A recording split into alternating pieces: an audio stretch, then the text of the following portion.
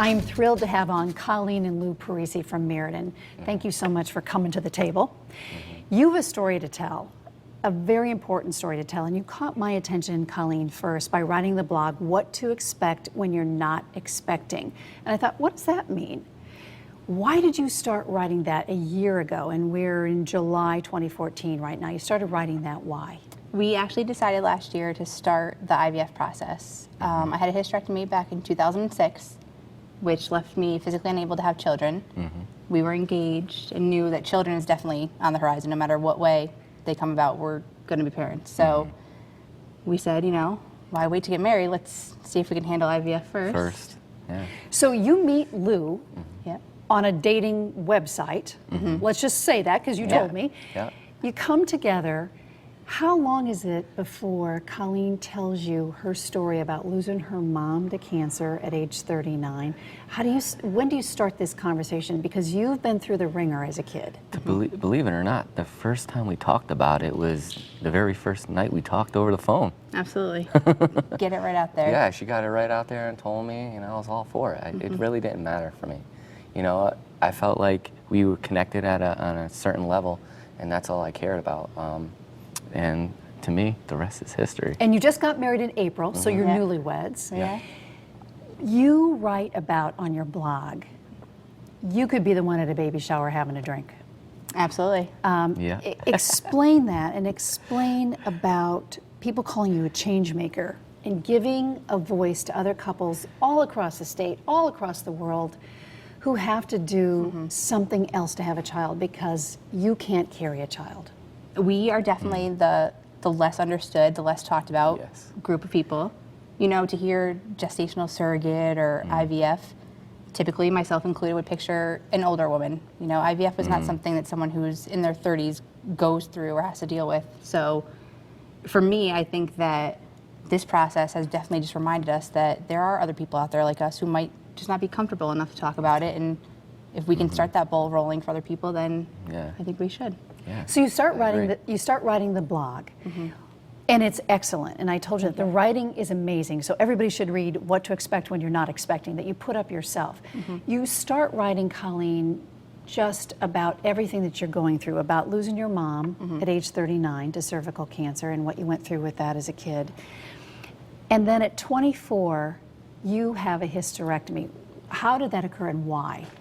I underwent procedures prior to getting the diagnosis that I had cervical cancer. So it came down to my decision of have a hysterectomy and deal with the aftermath of that later or go through treatments. So I chose a hysterectomy. You knew at that point when you went into surgery, kids were very important to you, but you would not be able to carry a child. How did you work through that? At that point, it was the physical pain that you're dealing with. At that point I wasn't really thinking, yes, I wanted to be a mom, but at 24, clearly staying alive and just getting through this was the option. Now, years later, we're dealing with the more emotional part of it, which is that we want to have children. But luckily, we have options. I mean, our situation, as sad and, upsetting as it is at times, is someone else's victory. Someone else wishes that they were in our situation. There's women who are doing IVF 6 times and failing. There's women who don't even have the option to do what we did. So we try to look at the silver lining of things. We found it, and we have 8 silver linings ready for us. Okay, let's lead up to that. How is this from the guy's point of view, watching her go through IVF and trying to have a child? Because you said to me when I first met you, having a child is very important to you. At the time, yes. I mean, I really do want to have a child, but love is more important. But to me, I knew with today's technology that it can be done, and we found the right doctor, and he's been very supportive of our situation. He's a really down-to-earth, genuine guy, and he's kind of kept me comfortable through this whole process. Is there enough written for guys like you that is going through this, watching your young bride? Is there something that you're going to pick up a blog and do this too? Because I feel like maybe she's having more of a voice than you are. Yeah, she is having more of a voice, but I'm learning as I go along, to be honest with you. I don't know much about this stuff, and I'm learning day by day, every day that she posts something. And like I said, it's good information to know. And like I said, there's many women out there that have this issue, and I'm glad that she is spreading the word of it, and and being the voice for and others. being the voice for but others. you can exactly. too, I am Yeah. sure. Yeah. What do you see her going through? Now, this is leading up to you finally have harvested Yeah. 8 eggs. They are fertilized Yeah. and they are frozen. They're ready. Okay, which you can't even believe this is happening, but that's a great first step. What has she gone through leading up to that? Wow, she's gone through a lot, to be honest with you. It's not an easy process.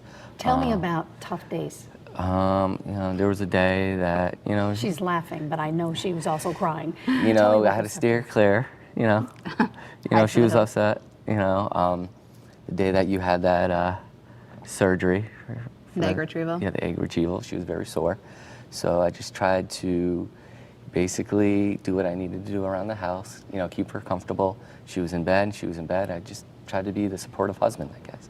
And you're only since April, so you're doing a good job. Yeah. Describe for me what happens to a woman when they decide to go do this. You have written some blog posts about it. Yes. So let's go through it. What starts to happen? You cannot carry a child. You had a hysterectomy. What do you start going through? I think it's a very Cliff Notes version of being pregnant, if I had to picture it. It is hot flashes, it is hormones, it is You're giving crying. yourself shots. I had to Yeah. administer shots myself every day, which was quite the experience. it I had was- my sister who's a nurse helping me in the Yeah. beginning at least, but then I had to take control and do it myself. And after the first few, it gets a little easier to do, I guess. But it's definitely an emotional roller coaster. It is. The people around you get to witness all sides at one time sometimes. Hardest day going through this. Did you ever ask yourself, why am I doing this? Never. Never. Nope. As horrible as that experience was, I actually had what they call OHSS. I was overstimulated. So we produced too many follicles too quickly, which got me borderline ill. Yeah. I was vomiting, had a high fever. That was a rough and day. without a doubt in my mind, I would do it again today if that's what it took. So. She's very tough. She really is. Explain that to me. I mean, from all the procedures that she's gone through to get to this point, I mean, I don't wish that on any woman. It's tough. I mean, it's not an easy thing. Like she was saying, her emotional hormones were going up and down, and Toughest day for you Yeah. watching her go through this? well, this whole experience is just tough because it's she really wants to have a natural childbirth and she can't. So, just the whole process to me is a very tough thing, emotionally and physically. So, Anytime was there a day when you said, we don't need to do this, we can adopt? Did you ever think about that? No. Nope. Nope. You wanted it to be your sperm, Yeah. your egg, Yeah. which you have mastered. Yeah. 8 eggs are frozen. You got that far, and we're doing a lot of cliff notes to use your term here because there's a lot of stuff that happened to you in your young life, which you write about, and we could spend an hour on that. You've been through the ringer. Let's just put it out there, and he knows it because you Yes, told I him everything on that first phone call. Absolutely. Yeah. Now what? You have these 8 frozen fertilized eggs. What's happening now? So now the next part is finding the woman who will carry it for us. And we actually have someone in mind who is someone I used to work with who volunteered her services. And as long as she gets screened and passes, she will be the one. How hard is that to find a gestational mom? Where do you even start? I also thought about that because there is no website, there is no easy way to find someone who's going to do this huge, tremendous job for There's you. no basically. Craigslist for this, Nothing. right? I mean, how do you do this? And how does your doctor say to find somebody who We will got carry? lucky though. We got very lucky. Yeah. Again, like I said, someone I work with volunteered, hearing what I went through already Yeah. before I even asked her the question, is able and willing to do something like that for us, which is amazing. Yeah. I mean, to be able to literally volunteer your body to carry someone else's child is amazing. So You think it's a go.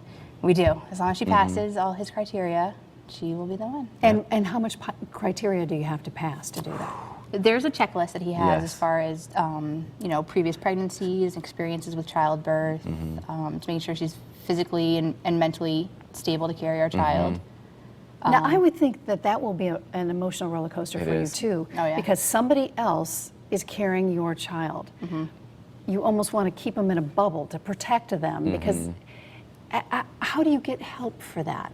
To deal with those emotions and her emotions? Where do you go to find help for that? That's the thing. There's not very many outlets Yeah. right now, which is something that I'm hoping will expand from my blog. There's a few support groups, which again is mostly older people, but there should be more Yeah, there's really support nothing out for there, people in our honestly. situation.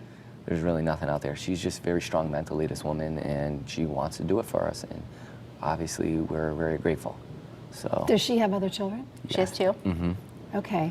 And do you know her that well? I do. It's nice because we're not extremely close to the point where I'll feel like extra uncomfortable knowing that she's carrying my child, but comfortable not to call her at 3 in the morning without feeling a stalker. So I can see you guys holding hands, which is charming. Have you fast forwarded in your mind the day the baby's born? Have you let yourself go there? I don't think we've done that. We're just trying to take one step at a time. I think that's the best way to go about it, because you just don't want to get ahead of yourself, because it is an emotional roller coaster. And if you try to get ahead, you're only gonna, there's so many, things you got to jump over, and you just need to kind of just focus on the here and now and in the moment and stay in the moment. So I think to me, that's the best way or best course of action to go and do it.